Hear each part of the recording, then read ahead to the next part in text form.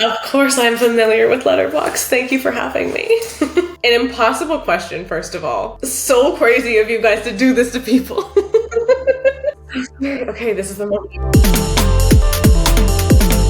I have to start with Jaws, because I just think it's a classic. Incredible, perfect. I think I was probably like 10 when I watched it. Already you know stuff like, gotta get a bigger boat. You're gonna need a bigger boat. It was permeated into like our language, like our societal language with each other. Predator also had that. Like, watched all the Predator movies, obviously, and it was like kind of going back through them. You're like, oh my God, I forgot that this iconic line or this thing that we all emulate comes from this film. Just everything about it. I think it's just like a beautiful piece of cinema. Past Lives, I loved. There are not words for what that movie did. In the same way that like, I think a song can kind of give expression to feelings that you can't otherwise communicate. I feel that way about Past Lives. You know, like what it means to also just be like a woman of like a mixed race or, you know, a culture and kind of like dating in this like urban society and how that is. This idea of like fate and love and, you know, so many of the things I think that we all think about. I just can't stop watching it. I am obsessed with this movie. I love it so much.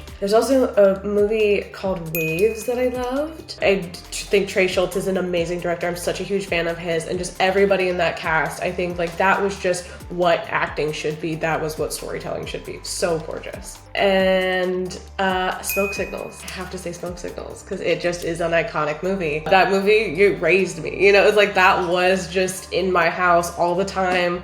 All me and my brothers, like everyone, because it just is legendary. And then if I could do like a bonus, I would also say The Notebook. I never get tired of watching The Notebook. Also a perfect film. I love romantic movies. Like those are truly my favorite. That was also my favorite thing about Novocaine was like, it is obviously like an action movie and it's so big and silly and fun. But at the heart of the movie, it is really about this Nathan Kane who is fighting for the girl he loves. I love love and I love romantic films, whether they're like, they hurt you or they make you feel warm and fuzzy. I did give myself 5. No one's counting.